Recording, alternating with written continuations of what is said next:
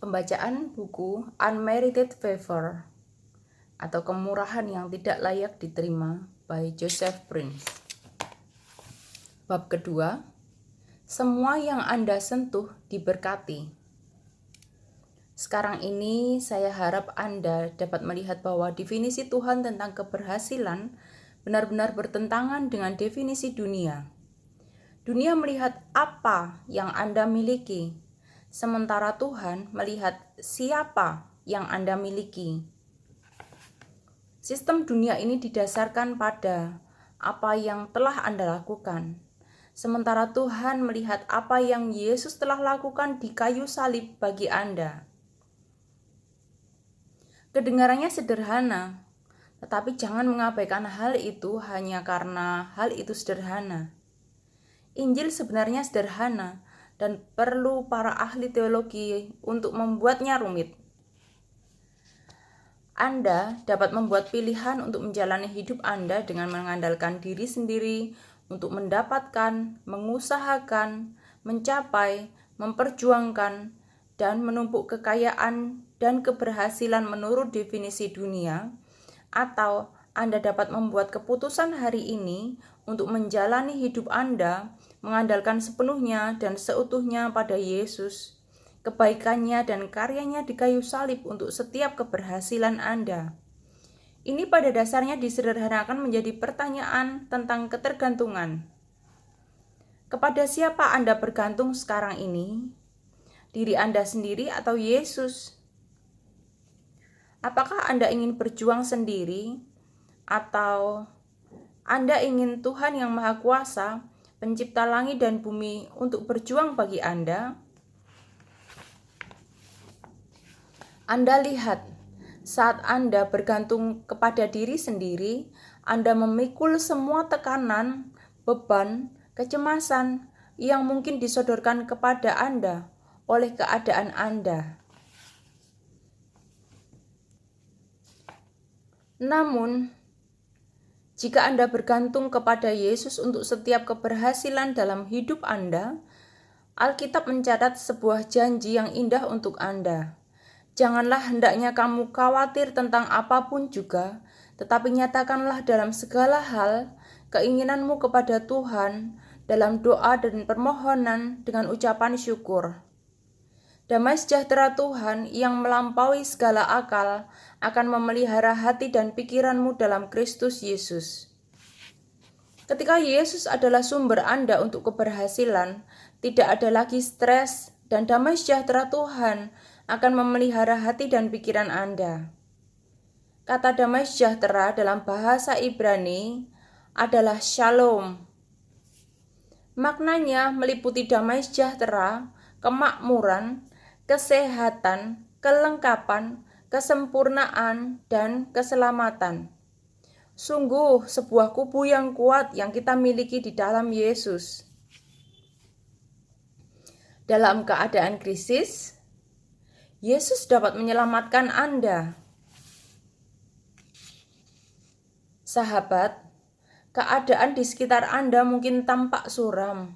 Rekening bank Anda mungkin telah habis. Anda mungkin telah kehilangan sumber penghasilan karena restrukturisasi perusahaan, dan Anda mungkin tidak tahu bagaimana akan membayar sewa bulan depan. Mungkin rumah Anda akan segera disita.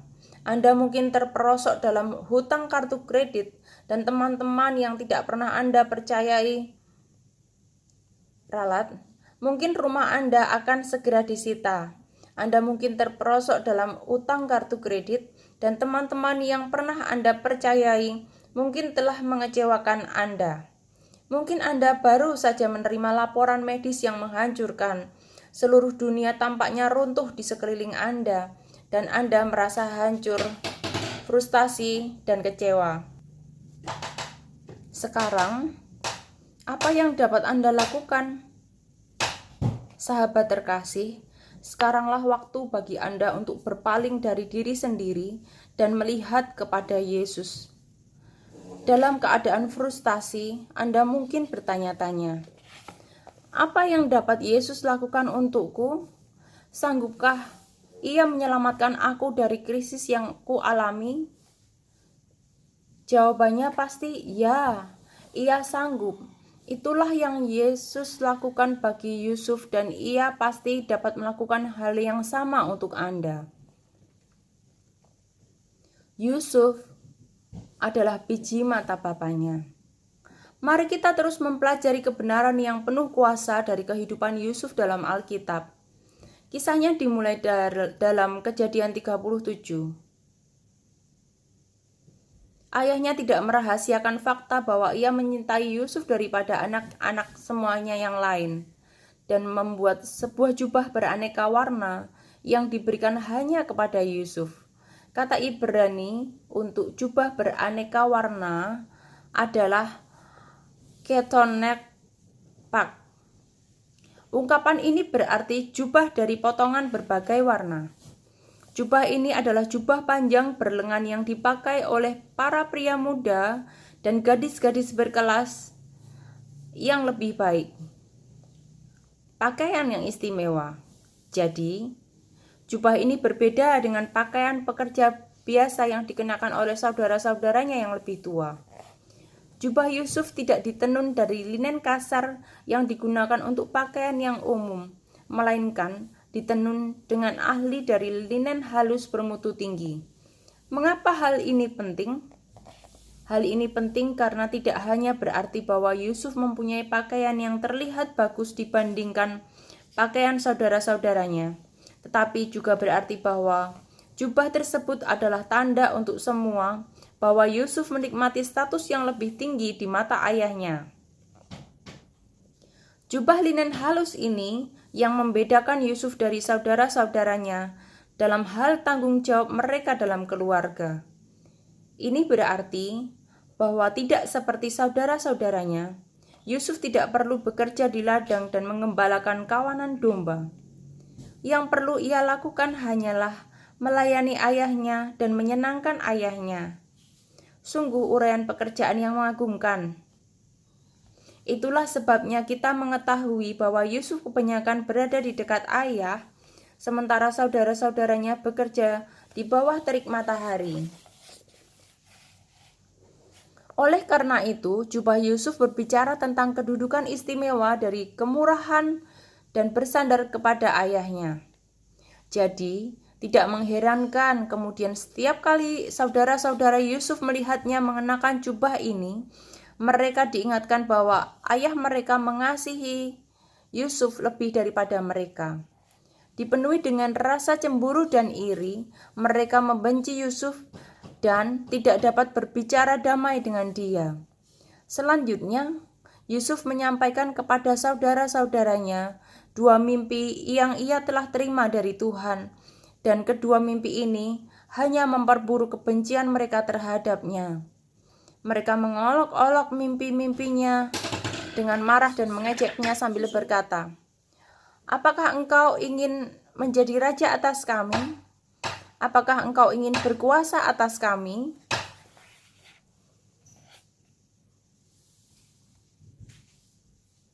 Yusuf dikhianati oleh saudara-saudaranya.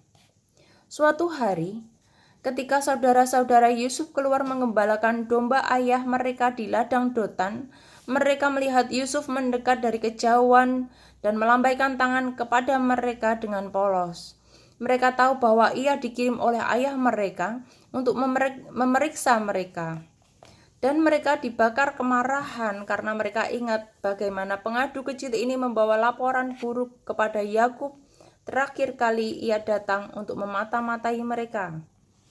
Dikuasai oleh amarah dan diperparah oleh rasa cemburu terhadap Yusuf, saudara-saudaranya bersekongkol untuk membunuhnya.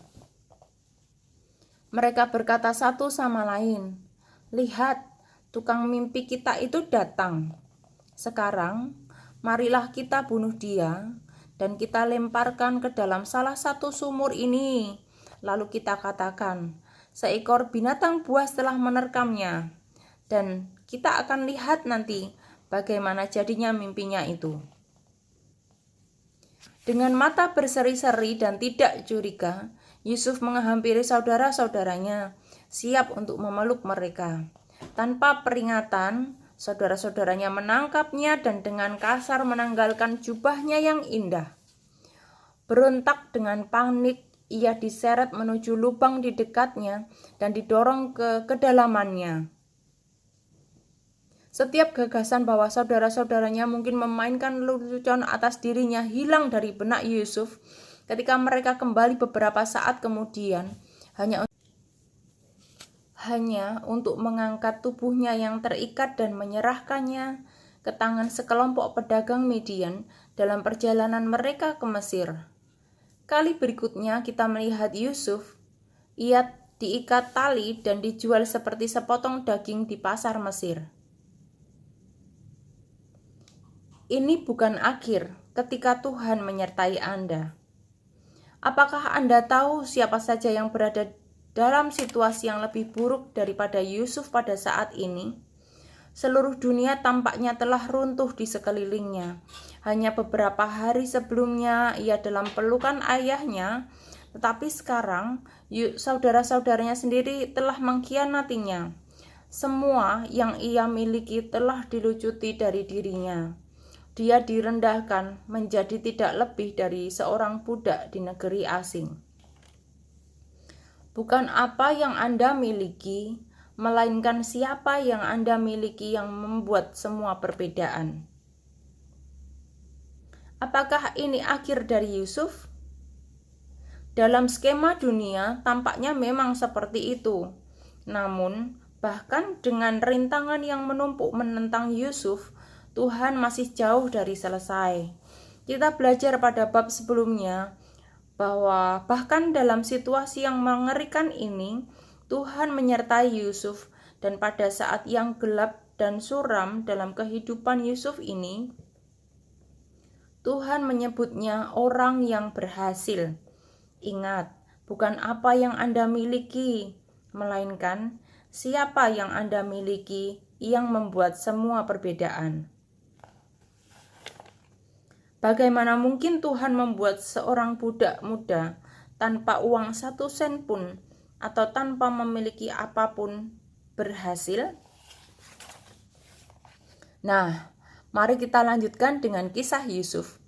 Kejadian 39 ayat 3 memberitahu kita, setelah dilihat oleh tuannya Potifar bahwa Yusuf disertai Tuhan dan bahwa Tuhan membuat berhasil segala sesuatu yang dikerjakannya.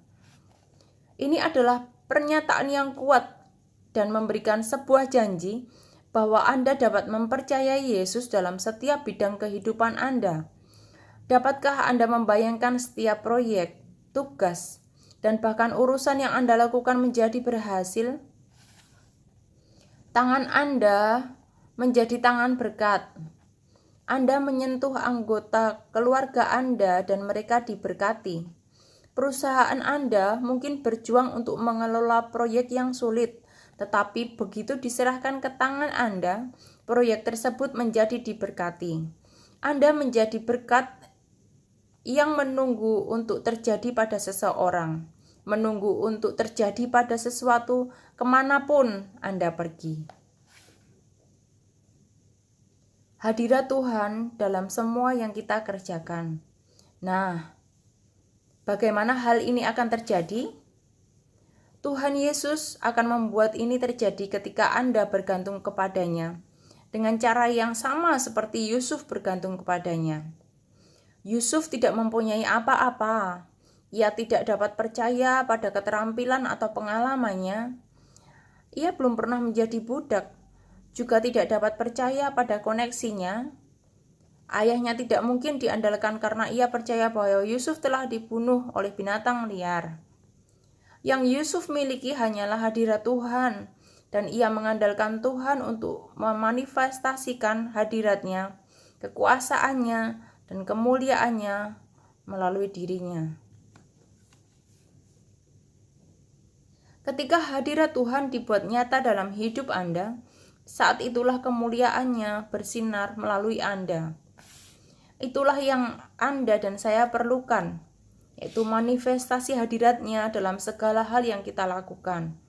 Anda lihat, untuk memiliki hadiratnya, semua orang Kristen memiliki hadiratnya karena mereka telah menerima Dia sebagai Tuhan dan Juru Selamat pribadi. Tetapi ketika hadiratnya dibuat nyata dalam hidup Anda, saat itulah kemuliaannya bersinar melalui Anda. Bahkan Potifar, seorang kafir, dapat melihatnya. Jangan lupa bahwa majikan Yusuf, Potifar, tidak percaya kepada Tuhan. Ia adalah seorang Mesir yang menyembah berhala. Namun ketika hadirat Tuhan yang diwujudkan bersinar megah melalui pekerjaan tangan Yusuf, bahkan orang kafir yang tidak percaya ini dapat melihat hasil nyata dari urapan, kuasa, dan berkat khusus Tuhan atas kehidupan Yusuf. Potifar kagum dan tidak dapat berbuat apapun selain mengakui bahwa Tuhan menyertai Yusuf dan bahwa Tuhan membuat berhasil segala sesuatu yang dikerjakannya. Nah, tidakkah menarik bahwa Potifar tidak hanya menyimpulkan bahwa Yusuf adalah seorang pekerja yang baik? Sebaliknya, Potifar dapat melihat bahwa itu bukan keterampilan Yusuf, melainkan Tuhannya yang membuat berhasil segala sesuatu yang dikerjakan Yusuf. Kejadian 39 ayat 3 mengatakan kepada kita bahwa Tuhan membuat berhasil segala sesuatu yang dikerjakannya. Ini tidak mungkin kepekaan rohani pada pihak Potifar. Ia bukan orang beriman dan tidak memiliki kepekaan rohani dalam perkara-perkara yang dari Tuhan. Jadi ini memberitahu saya bahwa Potifar pasti telah menyaksikan hasil nyata yang benar-benar berasal dari luar dunia ini. Ia pasti telah melihat hasil yang begitu spektakuler, sehingga ia tahu itu berada di luar apa yang dapat dilakukannya oleh seorang manusia biasa. Mungkin Potifar memerintahkan Yusuf untuk menggali sumur-sumur baru untuk rumah tangganya, dan setiap sumur yang Yusuf gali menghasilkan air, bahkan di tengah-tengah kekeringan. Mungkin ladang Yusuf garap menghasilkan tanaman yang jauh lebih besar daripada tanaman di ladang-ladang sekitarnya. Mungkin Potifar melihat bagaimana Yusuf berseru kepada Tuhan ketika anak-anak di rumah itu menderita beberapa epidemi di negeri tersebut dan mereka bisa semua disembuhkan. Apapun kasusnya, Potifar tahu bahwa hasil luar biasa yang ia saksikan bukanlah hasil dari kemampuan alami Yusuf. Semua itu pasti karena fakta bahwa Tuhan menyertai Yusuf dan Tuhan membuat berhasil semua yang dikerjakannya. Bukankah itu indah? Kerinduan untuk memiliki hasil seperti Yesus. Doa pribadi dan kerinduan saya untuk pelayanan saya adalah untuk memiliki hasil jenis yang sama seperti yang Yusuf miliki. Dalam segala sesuatu yang saya kerjakan, saya ingin orang melihat Yesus dan Yesus saja. Ketika saya berdoa untuk seorang anak yang sakit, saya tentu tidak ingin hasil yang tangan saya sendiri dapat hasilkan. Jika hasilnya hanyalah apa yang Joseph Prince saja dapat hasilkan, saya dapat menjamin Anda bahwa anak itu akan tetap sakit. Tidak, saya ingin hasil yang hanya Yesus dapat hasilkan.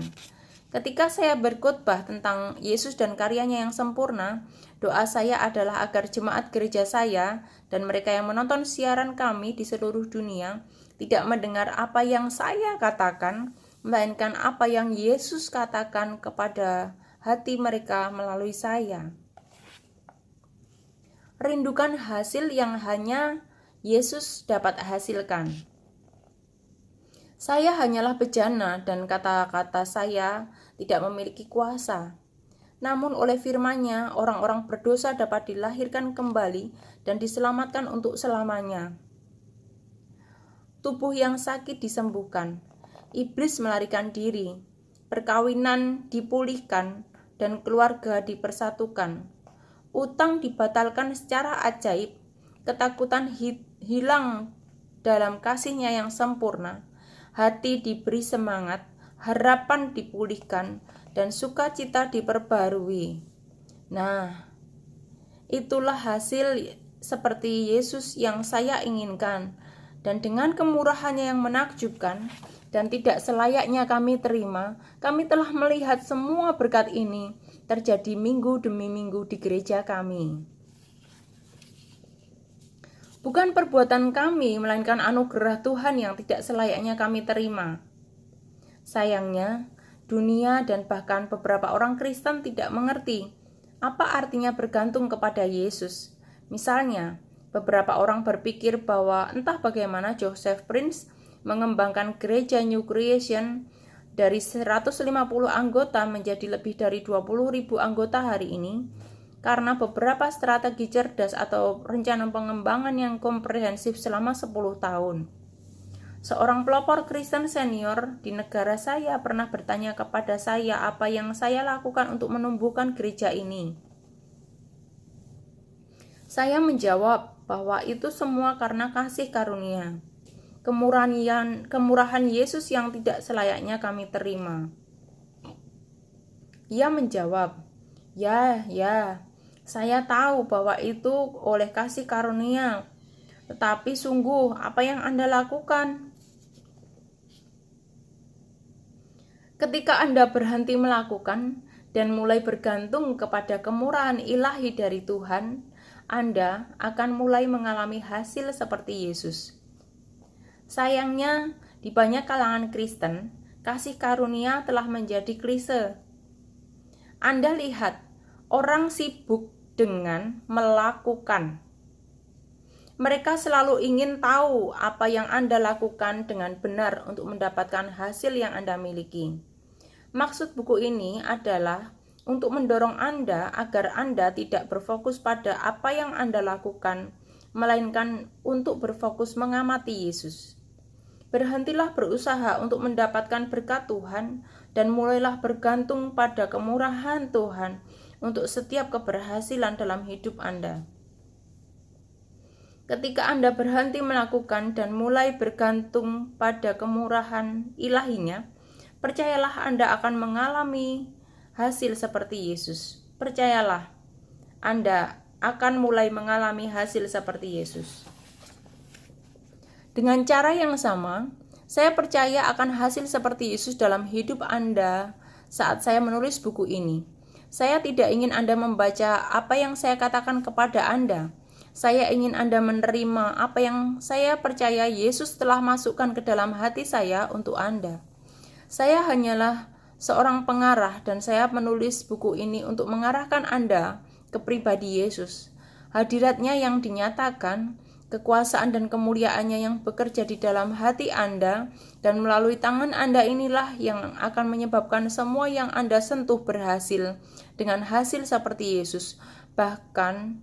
Sehingga bahkan kritikus paling keras terhadap Anda akan terpaksa menyimpulkan bahwa Tuhan menyertai Anda dan membuat berhasil pekerjaan tangan Anda.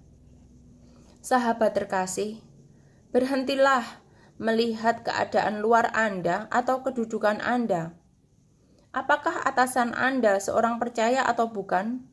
Yesus dapat membuat berhasil semua yang Anda lakukan ketika Anda bergantung pada kemurahannya yang tidak selayaknya Anda terima dalam karir Anda. Percayalah, ketika itu mulai terjadi, atasan Anda akan duduk dan melihat bahwa ada sesuatu yang khusus tentang Anda. Anda akan menonjol di tengah orang banyak. Ingatlah bahwa Tuhan yang sama yang menyertai Yusuf, menyertai Anda hari ini. Namanya adalah Yesus, dan karena Yesus menyertai Anda dapat mengharapkan keberhasilan dalam segala sesuatu yang Anda lakukan.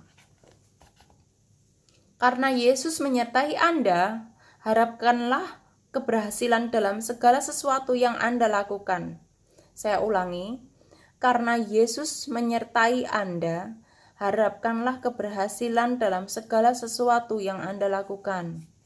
Sebagai contoh, ketika Anda ditempatkan dalam sebuah proyek penjualan, percayalah bahwa tim penjualan Anda akan mencapai tingkat rekor penjualan yang tidak pernah dicapai sebelumnya dalam organisasi Anda.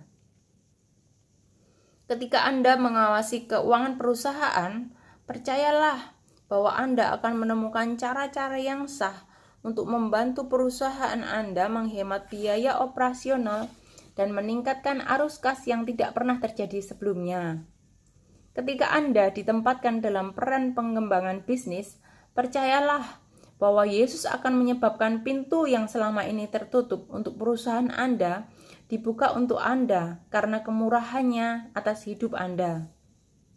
Mungkin perusahaan Anda hanyalah pemula IT kecil di Silicon Valley, tetapi karena beberapa alasan, semua tokoh besar di Microsoft, IBM, dan Oracle menyukai Anda. Mereka tidak memahami alasannya, tetapi benar-benar ada sesuatu yang khusus tentang Anda yang membuat mereka bersaing menemukan cara untuk berkolaborasi dengan Anda, membuat Anda dimanjakan untuk memilih. Bergantunglah pada Yesus dan Yesus saja jika Anda mau mengalami keberhasilannya. Saya ulangi, bergantunglah pada Yesus dan Yesus saja jika Anda mau mengalami keberhasilannya. Sahabat, itu kemurahan Tuhan yang bekerja. Di dunia, Anda mungkin tidak memenuhi syarat dan tidak berpengalaman. Tetapi ingat bahwa semua diskualifikasi Anda di dunia ini. Anda, sahabat terkasih, hidup dan beroperasi dalam bidang supernatural. Tuhan Yesus menyertai Anda 100%. Anda adalah orang yang berhasil di mata Tuhan, dan saat Anda bergantung kepadanya, Ia akan membuat berhasil segala sesuatu yang tangan Anda sentuh. Amin. Tanpa Dia, kita tidak dapat. Tanpa kita, Ia tidak akan. Sebelum saya mengakhiri bab ini, saya ingin mengajari Anda sebuah prinsip yang kuat untuk membantu Anda memahami hati Tuhan demi keberhasilan Anda. Saya percaya bahwa sekarang Anda tidak mempunyai keraguan dalam hati Anda bahwa Yesus selalu tertarik pada keberhasilan Anda. Namun, Anda mungkin bertanya-tanya, jika demikian halnya, mengapa tidak semua orang Kristen yang saya kenal mengalami keberhasilan seperti Yesus dalam hidup mereka? Saya ulangi. Namun Anda mungkin bertanya-tanya, jika demikian halnya, mengapa tidak semua orang Kristen yang saya kenal mengalami keberhasilan seperti Yesus dalam hidup mereka? Dalam pelayanan selama lebih dari 2 dasawarsa, saya telah belajar ini dari Tuhan. Tanpa Dia, kita tidak dapat. Tanpa kita, Ia tidak akan.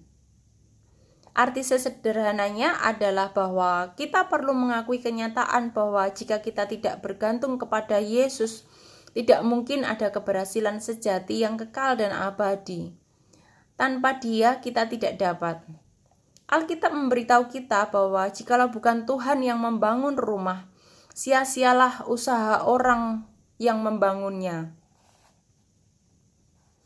Orang beriman yang ingin mengalami keberhasilan Tuhan perlu mengenali kebenaran ini dan mulai bergantung kepada Yesus dan Yesus saja. Ada beberapa orang percaya yang tidak mungkin mengucapkannya, tetapi dalam hati mereka percaya bahwa tanpa Yesus mereka masih dapat berhasil. Dengan percaya dan bertindak atas ini, mereka jatuh dari tempat tinggi kasih karunia Tuhan atau kemurahannya, kembali ke hukum Taurat, kembali mencoba untuk layak dan pantas memperoleh keberhasilan dengan usaha mereka sendiri.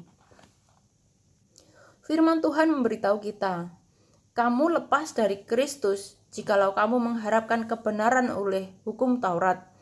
Kamu hidup di luar kasih karunia atau kemurahan Tuhan. Ini adalah kata-kata peringatan yang kuat.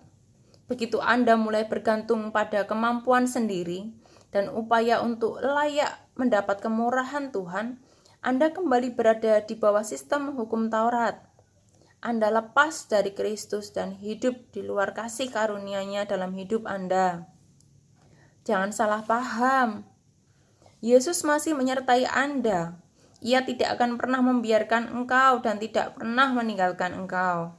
Tetapi dengan bergantung pada upaya Anda sendiri, Anda secara efektif lepas dari kasih karunia-Nya dalam hidup Anda. Jadi apa yang saya maksud ketika saya mengatakan tanpa kita ia tidak akan? Nah, Yesus adalah seorang terhormat. Ia tidak akan memaksa memberikan anugerah dan keberhasilannya kepada Anda. Ia membutuhkan Anda untuk mengizinkan Dia bekerja dalam hidup Anda. Ia menunggu dengan sabar sampai Anda mempercayainya. Ia menunggu dengan sabar sampai Anda bergantung pada kemurahan-Nya, seperti Yusuf percaya dan bergantung sepenuhnya pada hadirat Tuhan, sampai hadirat-Nya yang dinyatakan mengambil alih dan kemuliaan-Nya terpancar dari segala sesuatu yang Yusuf sentuh. Sahabat terkasih, mari belajar dengan cepat bahwa tanpa Yesus kita tidak dapat berhasil. Dan jika kita memilih untuk tidak menanggapi kemurahan-Nya, Ia tidak akan memaksakan hal itu kepada kita. Kemurahan-Nya yang tidak selayaknya kita terima selalu mengalir ke arah kita, dan Yesus sedang menunggu kita tiba pada akhir diri kita. Ia menunggu Anda untuk berhenti berjuang dalam upaya Anda sendiri, untuk entah bagaimana layak memperoleh anugerah-Nya, dan hanya bergantung kepadanya. Jadi, mulailah beristirahat dalam anugerah Yesus dan mulai mengalami hadirat-Nya yang dinyatakan dan kemuliaan-Nya atas segala sesuatu yang Anda sentuh. Amin. Demikian pembacaan bab 3, akan dilanjutkan pada bab 3 tentang menjadi aman untuk berhasil.